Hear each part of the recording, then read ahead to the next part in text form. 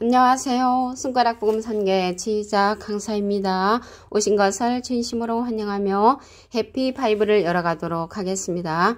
오늘 증거드린 말씀의 제목은요. 674강 혼인잔치와 그리스도 나라의 과정이라는 제목으로 하나님의 말씀을 나눠보는 시간을 갖도록 하겠습니다.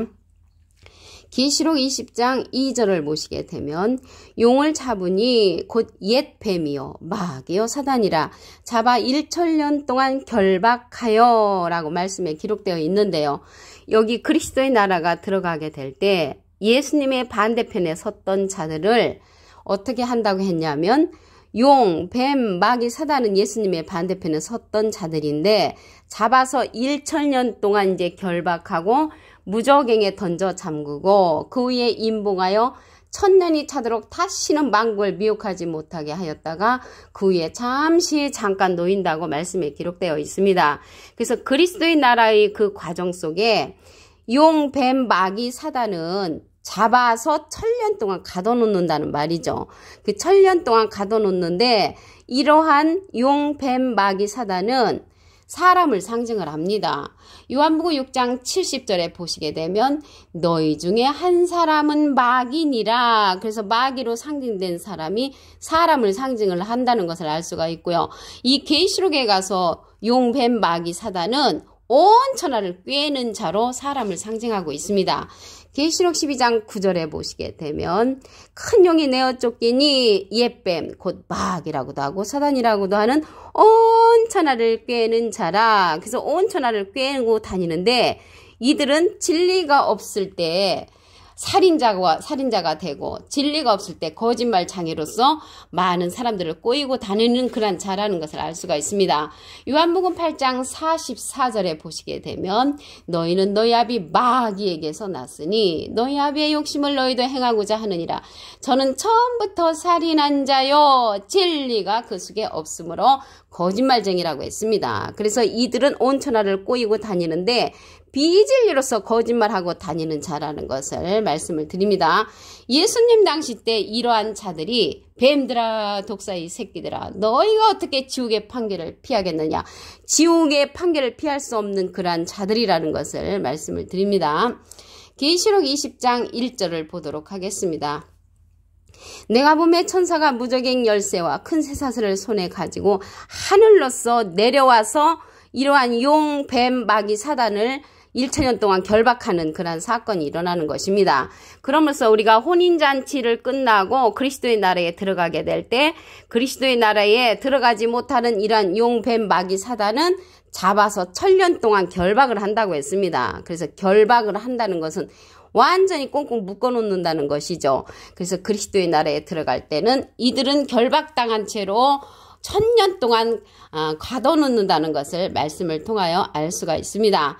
그러면 우리가 이제 지금 그리스도의 나라로 가게 될 때 이 모습, 이 모양으로 가는 것이 아니고요. 육체의 이러한 모양이 변화를 받아서 간다고 했습니다.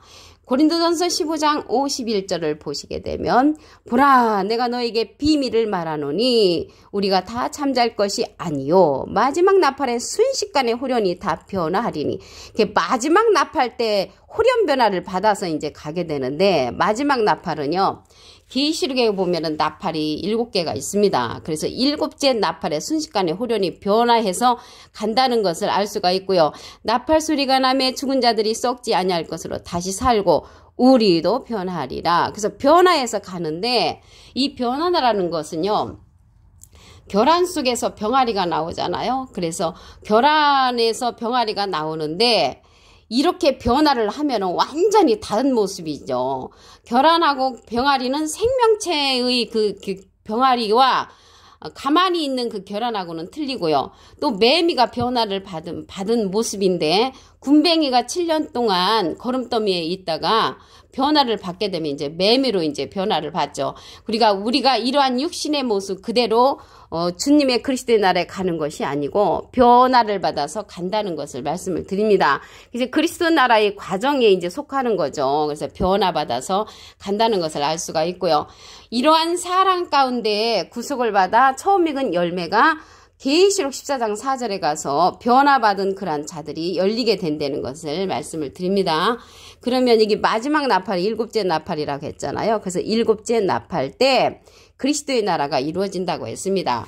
계시록 11장 15절에 보시게 되면 일곱째 천사가 나팔을 불매 일곱째 나팔 마지막 나팔에 하늘에 큰 음성들이 나서 가로되 세상 나라가 우리 주와 그 그리스도의 나라가 되어 그래서 그리스도의 나라가 언제 이루어지냐면 일곱째 나팔 때 그리스도의 나라가 이루어진다는 것을 알 수가 있고요.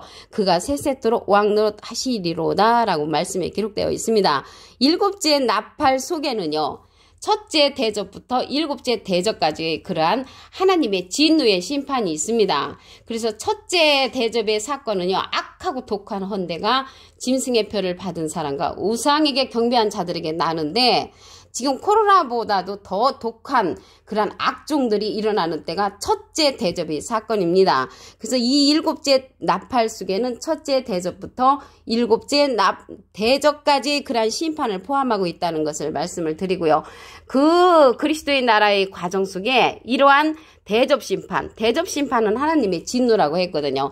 계시록 16장 1절에 보시게 되면 일곱 대접은 하나님의 진노로서 쏟아진다는 것을 말씀에 보면 기록되어 있습니다. 그리스도의 나라가 이루어질 때 이러한 일곱 대접의 심판을 받는 자들이 있는가 하면은 혼인잔치를 끝내고 그리스도의 나라에 들어가는 자가 있다는 것을 말씀을 드립니다. 근데 이제 일곱 대접 가운데 제일 마지막 일곱째 대접은 공기 가운데 쏟아집니다. 지금 코로나로 온 세계가 뒤덮고 있잖아요. 그래서 일곱째 대접에는 공기 가운데 쏟아지는 그런 하나님의 진노의 심판이 있다는 것을 말씀을 드립니다. 혼인잔치와 그리스도의 나라의 과정을 인도하는 자는 예수님이 하나님께 받은 권세와 같이 권세를 주는 자가 있습니다. 계시록 2장 26절을 보도록 하겠습니다. 이기는 자와 끝까지 내 일을 지키는 그에게 만국을 다스리는 권세를 주리니 그가 철장을 가지고 저희를 다스려 질그릇 깨뜨린 것 같이 하리라. 나도 내 아버지께 받은 것이 그러하니라. 그 예수님이 하나님께 받은 것이 그렇듯이 예수님의 일을 끝까지 지키는 그에게 만국을 다스리는 권세를 준다고 했는데 그 자가 이기는 자라고 했습니다. 예수님은 이긴 자시죠. 이긴 자는 요한복음 16장 33절에 보시게 되면 그 끝에 부분에 내가 세상을 이겼노라. 예수님은 이긴 자. 이기는 자는 끝까지 예수님의 일을 지키는 그로 출현되어 있습니다. 그래서 끝까지 예수님의 일을 지키는 그에게 모든 권세를 예수님이 주었기 때문에 만국을 다스리는 권세는 이기는 자가 받습니다. 그래서 이기는 자가 그리스도의 나라의 과정을 인도한다는 것을 말씀을 드립니다. 이 자가요. 마태복음에서는 예수님의 소원대로 계시 받는 자로 출현하는 자입니다.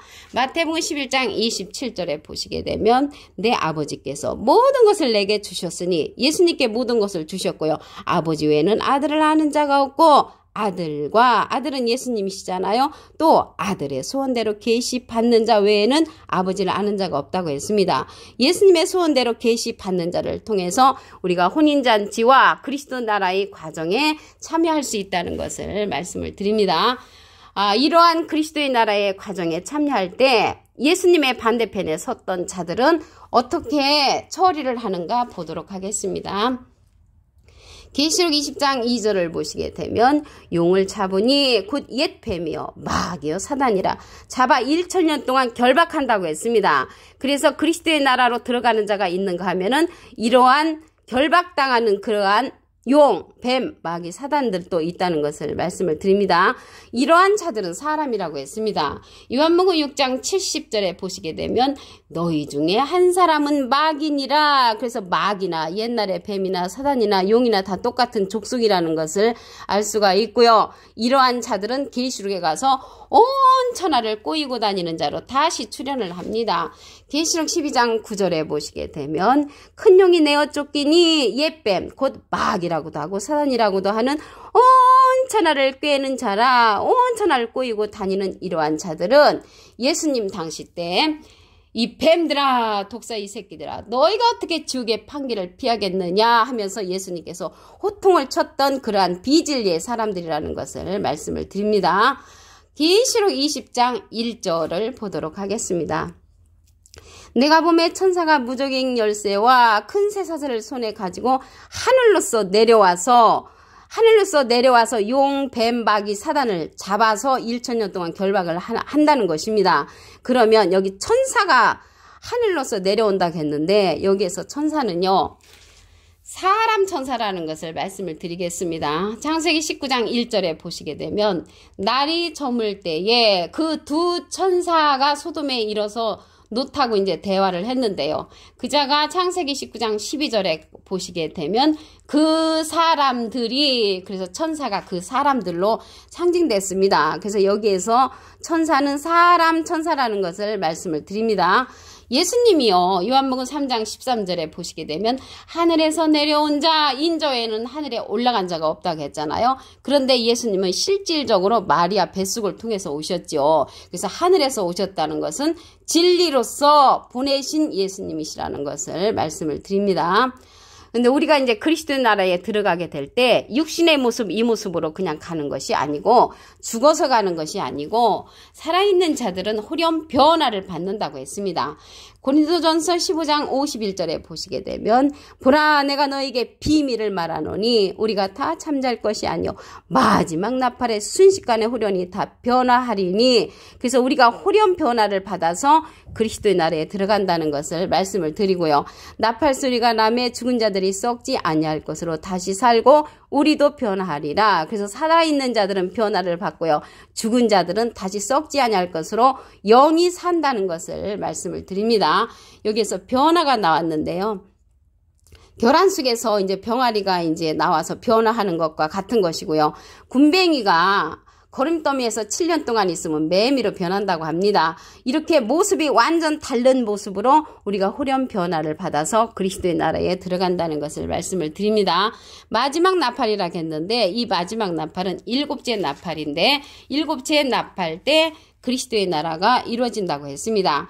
계시록 11장 15절에 보시게 되면 7째 천사가 나팔을 불매 하늘에 큰 음성들이 나서 가로되 세상 나라가 우리 주와 그 그리스도의 나라가 되어, 그리스도의 나라가 되는 때는 7째 나팔 때라는 것을 말씀을 드립니다.